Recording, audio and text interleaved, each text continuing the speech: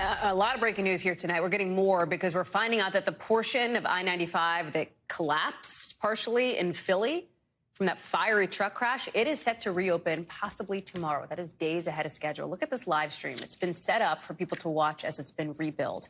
This is such an important stretch of highway for the country's supply chain, frankly, on the East Coast here, for commuters, for trucks carrying things like food and supplies.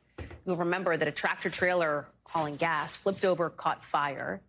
The explosion obviously collapsed the highway in a deadly collision. There were concerns that the heat may have damaged the structural integrity of the pillars underneath the highway. Emilie Ikeda joins us now. And Emilie, this was truly an all-hands-on-deck situation. One of the racetracks nearby up in the Poconos, I think, that hosts NASCAR, gave some of its own machinery to help repave some of the lanes. And now we're looking at the timeline that was accelerated, it seems.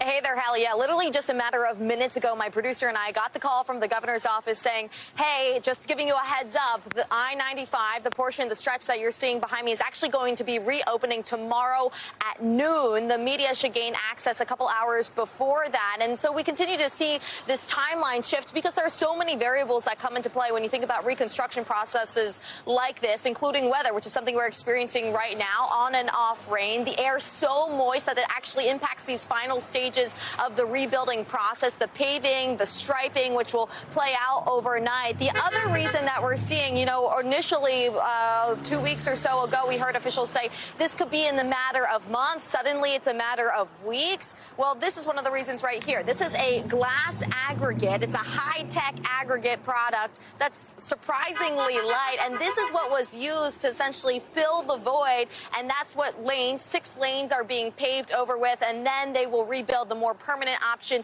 surrounding it. I was talking to the Transportation Secretary of PennDOT, who was describing why they decided to use this. And, in speaking with drivers throughout the day, they're like, whoa, 2 weeks? That seems a little short. Should I be concerned? I asked that question to the Transportation Secretary. Is this safe? He says, absolutely. It's tested. It's true. It's sound. It's been used in a number of states from Maine to Arizona. And so now we will actually get to see it in play here in Pennsylvania behind me beginning tomorrow at noon. Just keep in mind that these lanes, it's narrowing down from 4 lanes to 3 lanes. Actually, the lanes itself are even more narrow, and so there's a dip in speed limit, 45 miles an hour. So traffic, Hallie, is expected to still linger, but so many drivers in the area excited to see this critical section of thoroughfare reopen that more than 160,000 vehicles rely on every single day.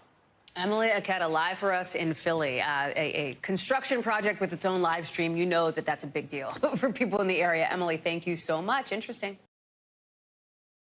Thanks for watching our YouTube channel. Follow today's top stories and breaking news by downloading the NBC News app.